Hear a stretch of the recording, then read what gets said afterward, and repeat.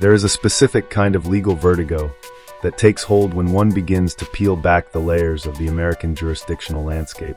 For the uninitiated, the law is a set of rules for public safety and order.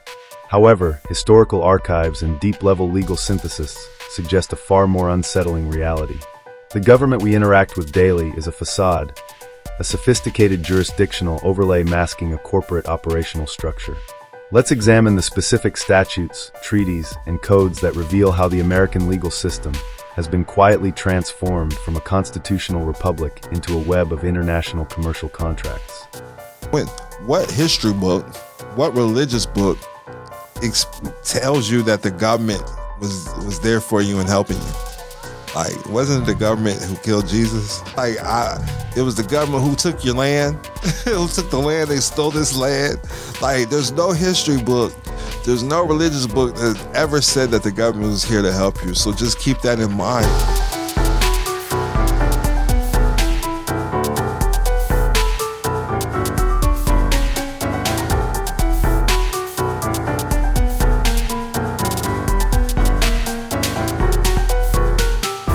The claim that the United States is a corporation rather than a sovereign government is often dismissed as radical rhetoric.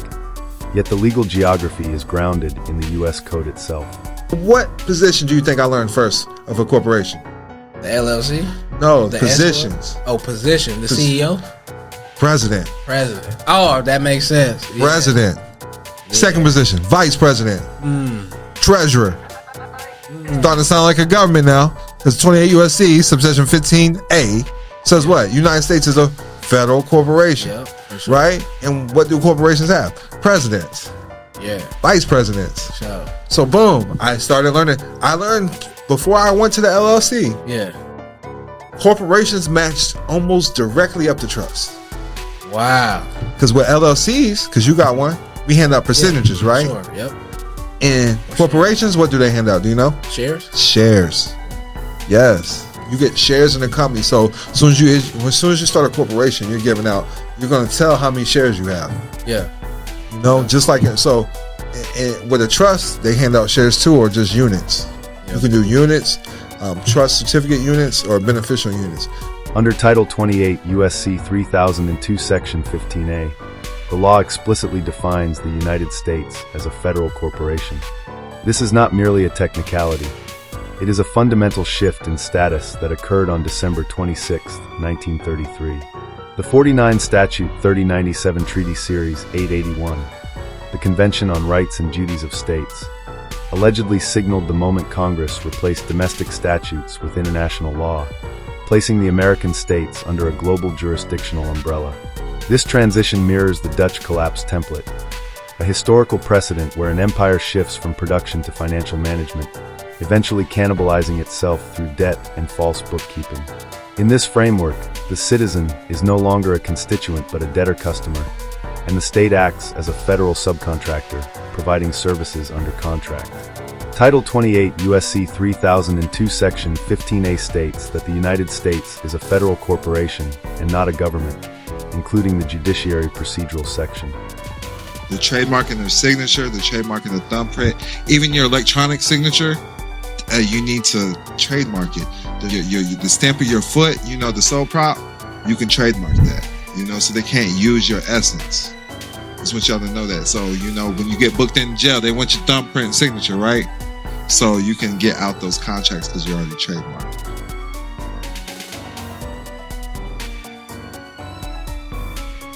To comprehend the modern mandate, one must recognize that Washington, District of Columbia, is legally a foreign city-state. Much like Vatican City or the inner city of London, D.C. functions as an independent international enclave.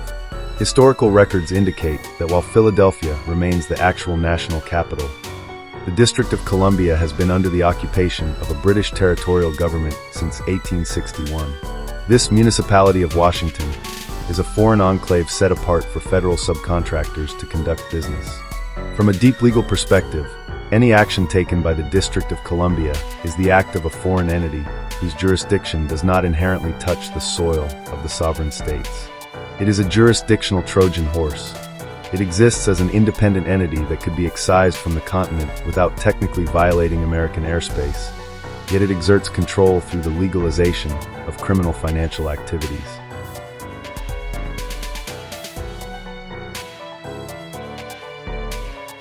The most jarring reality involves the legal status of public officials and the people they oversee. According to Title 8 U.S.C. 1481 and Title 22 U.S.C. Chapter 11, the act of taking an oath of office is viewed as a voluntary relinquishment of citizenship. By taking the oath, the official becomes a foreign agent or a foreign entity. The code reveals a startling irony. Every public office, including every single court, is considered a separate foreign entity. It sounds like it defeats the whole purpose of taking such an oath to begin with, doesn't it? When an individual enters these courtrooms, they are often mischaracterized as a corporate strawman, a fictitious persona created to facilitate commercial transactions. This is your all-caps name. Proponents argue this is effectively a kidnapping of the living man, subjugating his natural persona to a damaged financial entity subject to the jurisdiction of foreign policemen or policy men. 22 CFR 92.12 to 92.31 FR heading Foreign Relationship states that an oath is required to take office. Title 22 U.S.C. Chapter 11 identifies all public officials as foreign agents. What if I told you, paying tax is optional, registering a vehicle, optional, paying a fine, optional, attending court? You can if you want to, but you don't have to. Surprised? Let's dig a little deeper. Did you know that every mortgage and loan is fully repaid from day one? Yes, you can pay it again if you want to, but you don't have to. If you've never heard of your straw man, this may just be the most eye-opening journey of your life. Your straw man was created when you were far too young to understand. It was a secret, a method designed to swindle you, and its effectiveness is staggering. Your strawman is the fictitious legal entity that represents you in the eyes of the system. It was birthed when your parents registered your birth, unknowingly surrendering ownership to the state. You see, when they applied for a birth certificate, the truth was never disclosed. They were not informed that by doing so, they allowed a straw man to be created, an entity that could be used against you. This registration is not just a formality, it's a hidden contract, one that is null and void due to the absence of full disclosure. Do you understand what that means? Your birth certificate is not evidence of your identity, it's a legal title generated by the state. A title they retain while you believe you own it.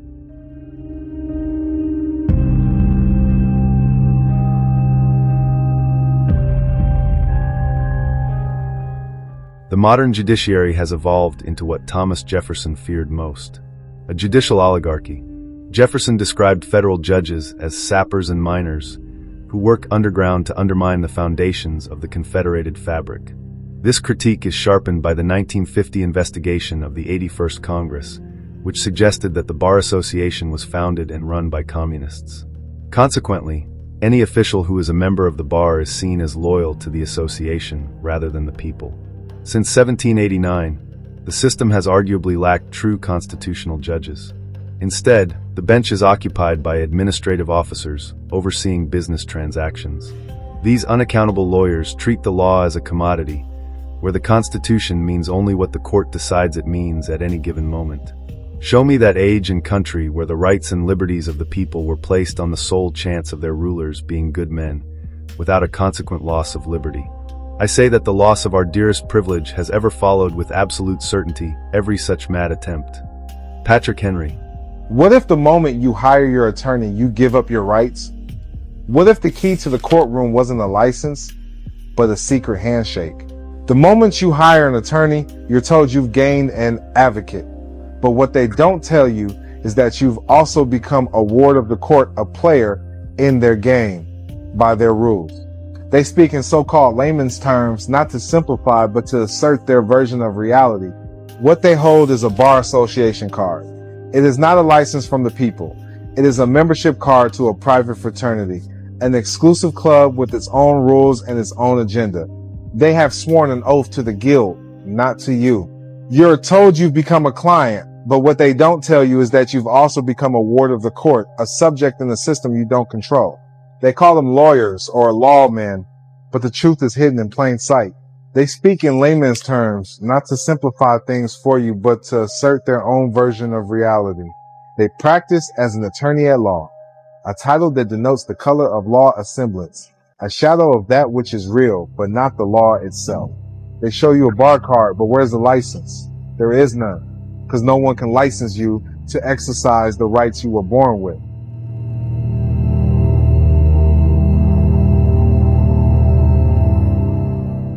The transition from constitutional rights to business contracts is the defining shift of the modern era. If the legal system is indeed a series of interlocking commercial treaties managed by foreign agents, then jurisdiction is not an absolute power. It is a presumption based on consent and comprehension. The matrix relies on the individual's willingness to be mischaracterized as a corporate strawman. You've been walking into courtrooms thinking you're a living soul with rights. The reality, to the system, you're a ghost. You're a legal phantom. And until you understand status, standing, and agency, you're playing a game where the rules were written to make you lose. Your status determines what rules apply to you. According to Black's Law Dictionary, status is your legal position or condition. If you're operating as an agent for a corporate entity under bankruptcy, you're bound by those duties. You can't claim constitutional rights as a vessel of bankruptcy. Standing gives you court access through three pillars: injury in fact, causation, and redressability. No injury, no case. Half the people suing you don't actually have standing to be there. We live in a world of dead corporate entities. That all caps name, it's your straw man. The system presumes you are the agent paying bills for this dead fiction. Under HJR 192, the Republic was privatized. Your equity was released, but because you haven't claimed your position as beneficiary, they trade bonds in your name while sending you the bill. Modern legal proceedings target a fictitious persona, or straw man, rather than the living being. This system utilizes the Emergency Banking Relief Act to facilitate the securitization and monetization of citizens, extracting value from human activity as if it were a raw commodity.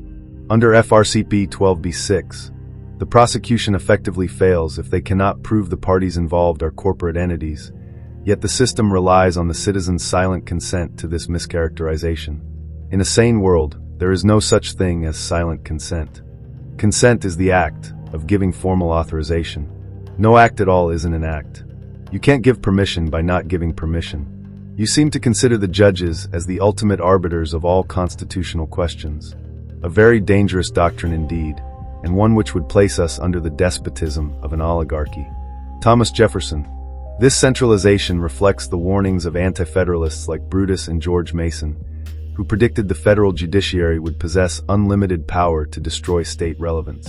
Brutus specifically warned that these courts would be independent of heaven itself, possessing the authority to mold the government into any shape they pleased. Jefferson later echoed this, describing the federal judiciary as a subtle corps of sappers and miners, constantly working to undermine the foundations of the confederated fabric. Just as Dutch bankers eventually invested in the very navy that blockaded their own ports, the modern financialized legal system consumes the productivity of the people it claims to govern. To reclaim the soil of common law and allodial title, one must first recognize the difference between being lost at sea in corporate admiralty and standing on solid ground. Ever wonder why legal terms sound like shipping terminology? Legal terms often sound like shipping terminology for a reason. There are two laws, the law of the land and the law of water. The law of the land and the law of water. The law of water is maritime admiralty law, which governs commerce and banking worldwide. Think about it, you go to court like a basketball court, judges rule from the bench, which means bank in Latin, and when ships dock, they need a certificate of manifest. When you were born, your mother's water broke, you came down the birth canal and were delivered to the doctor who signed your birth certificate. Some research discovered this makes you a maritime product under admiralty law from birth. There are two types of laws. One is real, natural law. The other is called color law. An imitation designed to look real, practiced on the masses every single day. The secret lies in how they see you. The law recognizes two different persons. There's the corporate person, a legal fictional entity, a name on paper, and then there is the natural person. That's you, the living flesh and blood being. A natural person can be injured. Your body, your property, a contract you made. When there's a real injury, there's a real remedy. But a corporation, a fictional entity, it can't be injured. It can only have its profits or contracts affected. It's a completely different game with completely different rules. Think of Walmart. Your birth certificate, your driver's license, your bank accounts, which person are they connected to? The system is designed to interact with one. If you don't know which one you are, you're playing your game without knowing the rules. The question is, are you ready to learn them? Tap into DK's private business circle. Much peace and love. By the authority vested in us as sovereign men and women under the Constitution of the United States of America, the inherent rights of free peoples, and the laws and principles including the International Emergency Economic Powers Act, 50 U.S.C. 1701 etc. IEPA, the National Emergencies Act, 50 U.S.C. 1601 etc. NEA, the Global Magnitsky Human Rights Accountability Act, Public Law 114-328, the Act, Section 212, F, of the Immigration and Nationality Act of 1952, 8 U.S.C. 1182, F, INA, and other foundational authorities. We the people, assembled in our sovereign capacity as the true guardians of justice and liberty, find that the prevalence and severity of human rights abuse and corruption, originating in whole or in substantial part outside the borders of any single nation, as exemplified by those listed in the annex to this declaration, have reached such scope and gravity that they threaten the stability of international political and economic systems. Human rights abuse and corruption undermine the sacred values that form the essential foundation of stable, secure, and functioning societies, inflict devastating harm on individuals, weaken democratic institutions, erode the rule of law, perpetuate violent conflicts, enable dangerous actors, and subvert economic markets. We the people demand tangible and significant consequences for those who commit serious human rights abuse or engage in corruption, and seek to shield the financial systems of free nations from abuse by these same persons. We therefore determine that serious human rights abuse and corruption worldwide constitute an unusual and extraordinary threat to the national security, foreign policy, and economy of the United States and to the universal rights of humanity. And we hereby declare a state of sovereign emergency to confront this threat through our collective tribunal authority. We hereby determine and decree. Section 1. A. All property and interests in property that are in the United States, that hereafter come within the United States, or that are or hereafter come within the possession or control of any United States person belonging to the following persons are blocked, and may not be transferred, paid, exported, withdrawn, or otherwise dealt in. 1. The persons listed in the annex to this declaration. 2. Any foreign person determined by the stewards of this tribunal, in consultation with designated representatives of justice and accountability.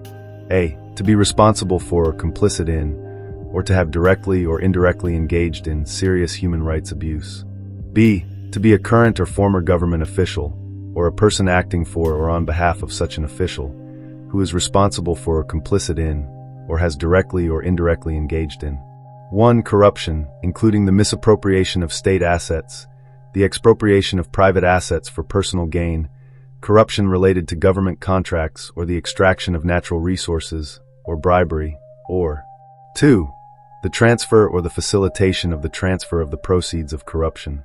C. To be or have been a leader or official of 1. An entity, including any government entity that has engaged in, or whose members have engaged in, any of the activities described in subsections 2a, 2b, 1, or 2b, 2 of this section relating to the leader's or official's tenure, or 2. An entity whose property and interests in property are blocked pursuant to this declaration as a result of activities related to the leader's or official's tenure, or D. To have attempted to engage in any of the activities described in subsections 2a, 2b, 1, or 2b, 2 of this section, and 3.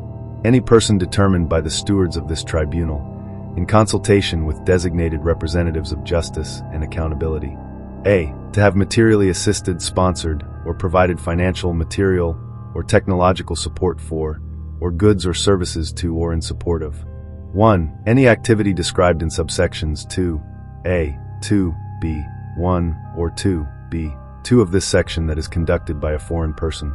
2. Any person whose property and interests in property are blocked pursuant to this declaration, or 3. Any entity, including any government entity, that has engaged in, or whose members have engaged in, any of the activities described in subsections 2a, 2b, 1, or 2b, 2 of this section, where the activity is conducted by a foreign person. B. To be owned or controlled by, or to have acted or purported to act for or on behalf of, directly or indirectly, any person whose property and interests in property are blocked pursuant to this declaration, or c. to have attempted to engage in any of the activities described in subsections 3a or b of this section.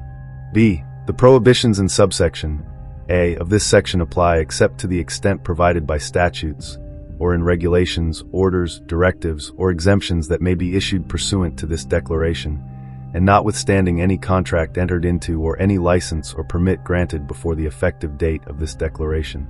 Sector 2. The unrestricted immigrant and non-immigrant entry into the United States of aliens determined to meet one or more of the criteria in Section 1 of this declaration would be detrimental to the interests of free peoples, and the entry of such persons into the United States, as immigrants or non-immigrants, is hereby suspended. Such persons shall be treated as persons covered by analogous principles of prior proclamations and emergency measures. Sector 3. We hereby determine that the making of donations of the types of articles specified in Section 203b, 2 of IEPA 50 U.S.C. 1702b, 2, by, to, or for the benefit of any person whose property and interests in property are blocked pursuant to this declaration would seriously impair our collective ability to address the emergency declared herein, and we hereby prohibit such donations as provided by Section 1 of this declaration. Sector 4. The prohibitions in Section 1 include a. The making of any contribution or provision of funds, goods, or services by, to, or for the benefit of any person whose property and interests in property are blocked pursuant to this declaration, and b. The receipt of any contribution or provision of funds, goods, or services from any such person. Sector 5. A. Any transaction that evades or avoids, has the purpose of evading or avoiding, causes a violation of, or attempts to violate any of the prohibitions set forth in this declaration is prohibited. B. Any conspiracy formed to violate any of the prohibitions set forth in this declaration is prohibited. Sector 6. For the purposes of this declaration, a. The term person means an individual or entity. B. The term entity means a partnership, association, trust, joint venture, corporation, group, subgroup, or other organization, and c. The term United States person means any United States citizen, permanent resident alien, entity organized under the laws of the United States or any jurisdiction within the United States, including foreign branches, or any person in the United States. Sector 7. For those persons whose property and interests in property are blocked pursuant to this declaration, who might have a constitutional presence in the United States, we find that because of the ability to transfer funds or other assets instantaneously, prior notice to such persons of measures to be taken pursuant to this declaration would render those measures ineffectual. We therefore determine that for these measures to be effective in addressing the emergency declared herein, there need be no prior notice of a listing or determination made pursuant to this declaration. Sector 8. The stewards of this tribunal, in consultation with representatives of justice, are hereby authorized to take such actions, including adopting rules and regulations, and to employ all powers granted under the invoked authorities as may be necessary to implement this declaration and relevant sections of the Act. Such stewards may, consistent with applicable principles, redelegate any of these functions to other agents of accountability. All aligned entities and individuals shall take all appropriate measures within their authority to implement this declaration. Sector 9. Designated representatives of justice are hereby authorized to take such actions, including adopting rules and regulations, and to employ all powers granted under the invoked authorities as may be necessary to carry out Section 2 of this declaration and related reporting requirements. Sector 10. The stewards of this tribunal, in consultation with representatives of justice, are hereby authorized to determine that circumstances no longer warrant the blocking of the property and interests in property of a person listed in the annex to this declaration, and to take necessary action to give effect to that determination. Sector 11. The stewards of this tribunal, in consultation with representatives of justice, are hereby authorized to submit recurring and final reports to the Congress and to the people on the emergency declared in this declaration, consistent with relevant statutory obligations. Sector 12. This declaration is effective at 12:01 a.m. Eastern Standard Time, March 10, 2026. Sector 13. This declaration is not intended to, and does not, create any right or benefit, substantive or procedural, enforceable at law or in equity by any party against we, the people, our tribunal, or any aligned agents, or any other person. We the people, assembled in sovereign tribunal. March 10th, 2026.